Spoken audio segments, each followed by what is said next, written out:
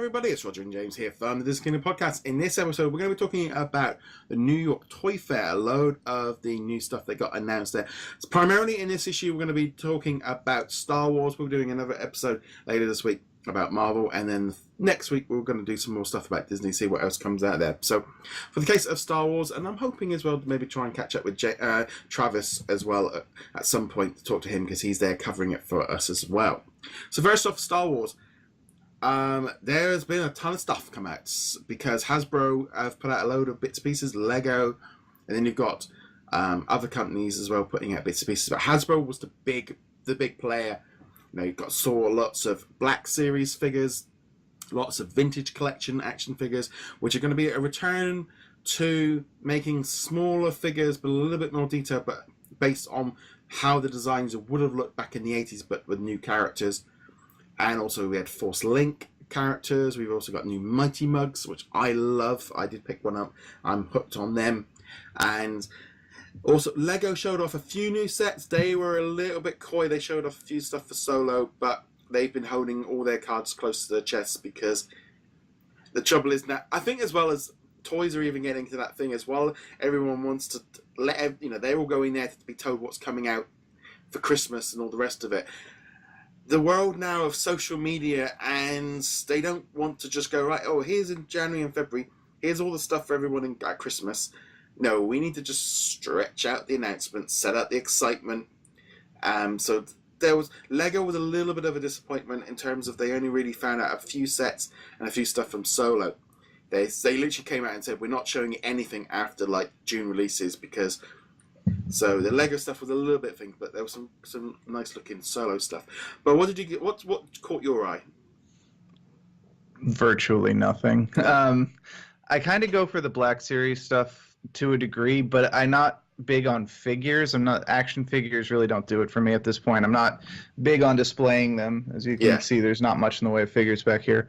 I love the ships. Yeah. I love X-Wings and TIE Fighters and the new stuff, and I'm not sure what I think about the changes to the Millennium Falcon for the new movie, but cool. So they at least had the Lego set, Millennium Falcon. They had a couple of small things, but even the Legos were mostly like play sets, little,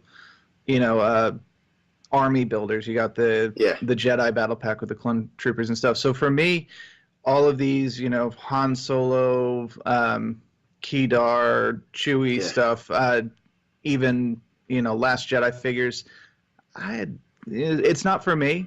Now, I will appreciate the fact that they've got a very wide range of things. So if you're a collector and you want stuff for display, they've got those. If you want to, have your kid go and play in their sandbox in the backyard, because I'm sure kids still have sandboxes these days, and, beat the snot out of these toys and let them play rugged with them, then, they've got those too. They've got these...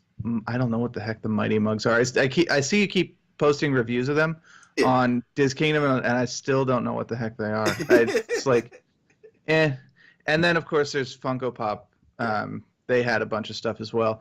Yeah. One thing I did notice, though, was in addition to not announcing much past June, at least for Lego, a lot of the stuff they announced was like, that's already on the shelves. That's been there for like a month. Like they announced. Yeah, I had Kylo Ren. Yeah. Yeah, I mean, I had like four.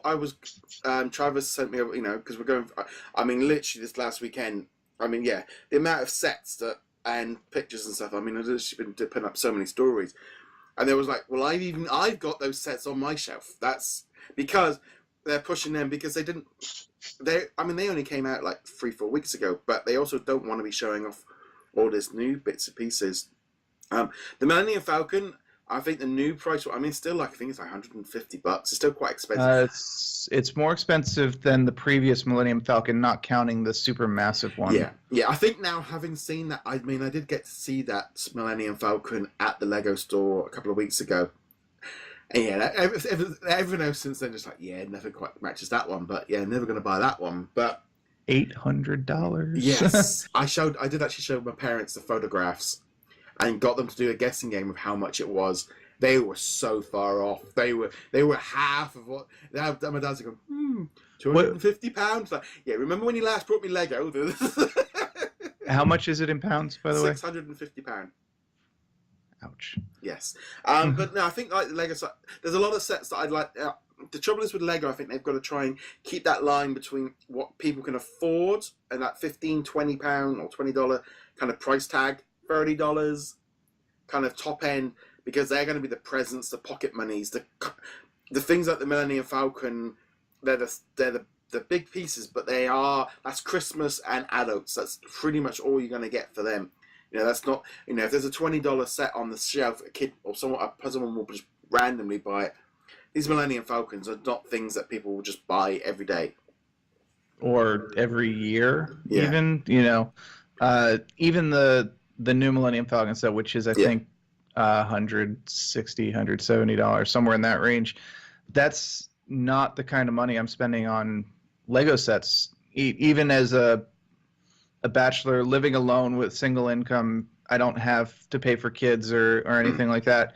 I'm like, no, that's way too much for a Lego set. I bought the Saturn V last year. That's my big Lego purchase for probably the next 2 or 3 years, unless they continue that series and have more rockets, in which case I'm like, oh. I must say, I do tend to slide more to that kind of, I've literally got like 5 sets up here to build tomorrow. That's my plan for tomorrow in the evening and that kind of thing of, the smaller ones are a little bit more, there's that choice, and as much as the big ones are great, that's the thing. But flicking now over to Hasbro, they did something a little bit different. They kind of announced a new scheme of like a Kickstarter-y backing kind of idea for this big barge.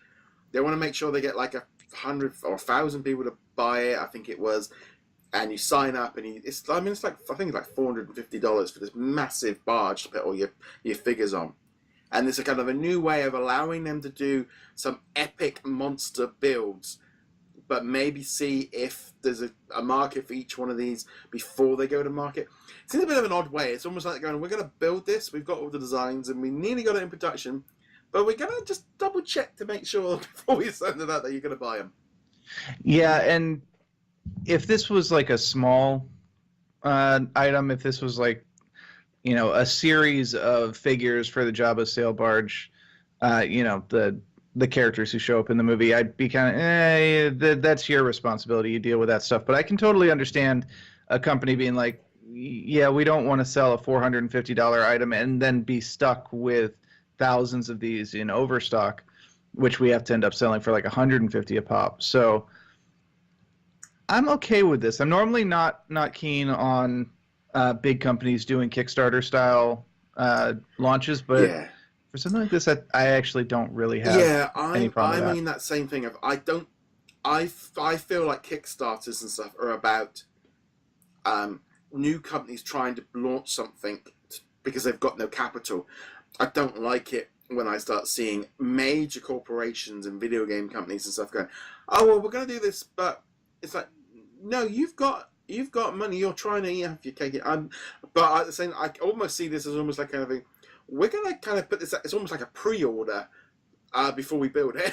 It's kind of like a weird, because they're not really calling it like fan funding. It's more about like they're calling it like a fan service, where it's about trying to. They're offering you something. They're offering fans something great, but they need a little bit of like an assurance that it's worth their while.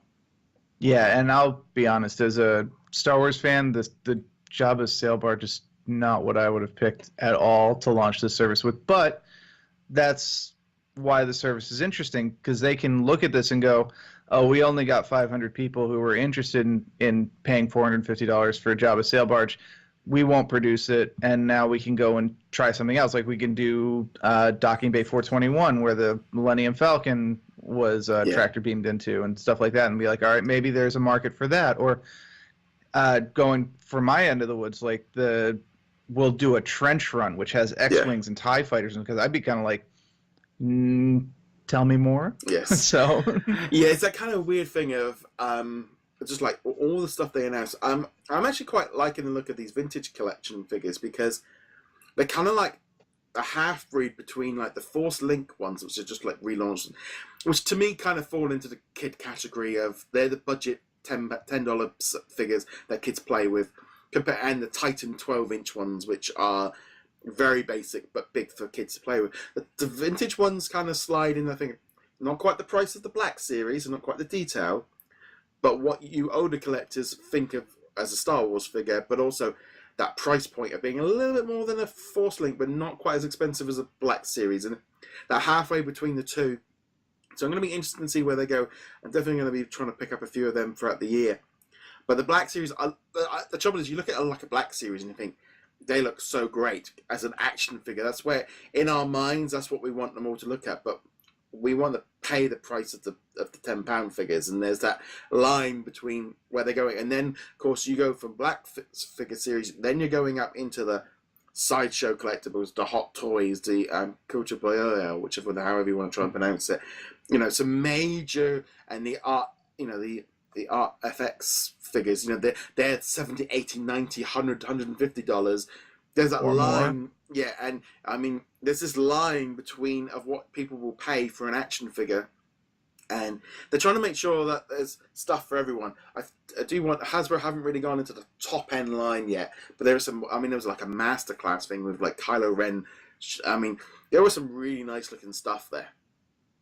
Yeah, I always admire the high end statues, figures, models, whatever you want to call them, and then in the very next breath, but there is no way I'm paying that much for something that's just going to sit on my shelf. Yes. Yeah, but some of them look fantastic, and interestingly, some of them look awful too. So, but yeah. There's that's actually something we'll talk more about with Marvel, because there was one in particular I remember seeing there, but the market's for everyone. What I think looks terrible, another person's like, that is my favorite style of piece right there. Yeah, so, I mean, you know.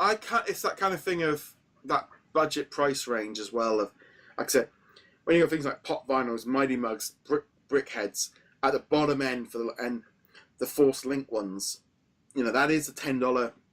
Pick them up and they're cheap and accessible. And then you got the more ones. I look at the Black Series and go, oh, they do look good. And then you look at something like we mentioned the other week, we did Forces of Destiny. They kind of had a few of them on display. So there was only really a couple of newer ones that are coming out pretty soon. There wasn't really much more of an expansion past that. It's a bit difficult. I think with them it's a bit harder as well, because once they've kind of done them, there's not really anywhere else for them to go. There's only so many costume changes they can do. Yeah, I mean, yeah, you have a limited set, but this is also Star Wars.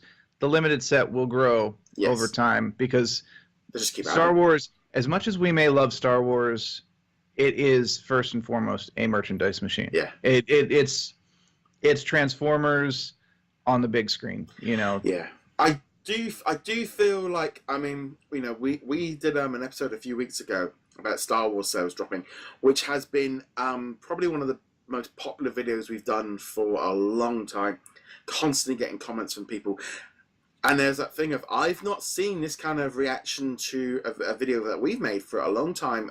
There's a lot of passion in terms of what toys from The Last Jedi weren't working, and what was wrong with them, and why people weren't connecting with them so much. And looking at some of these new ones, it's like, oh, they pushed it too far, or are they going deep enough into things? There's that line of, and I do wonder, by spreading out into different things, they're offering some different things. But I wonder what kids are going to like it. I do like it with this Han Solo one.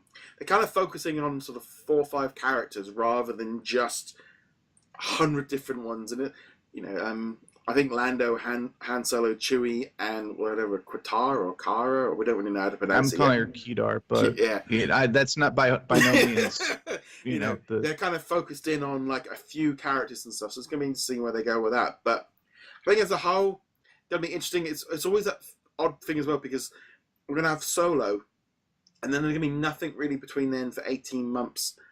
So that's probably why they're going a little bit more into the deeper cut characters, because they know they've actually got a little bit of a breather between that. Because, I mean, they had Last Jedi and Solo within almost like a 7-month period. There's quite a lot of stuff to get out for that.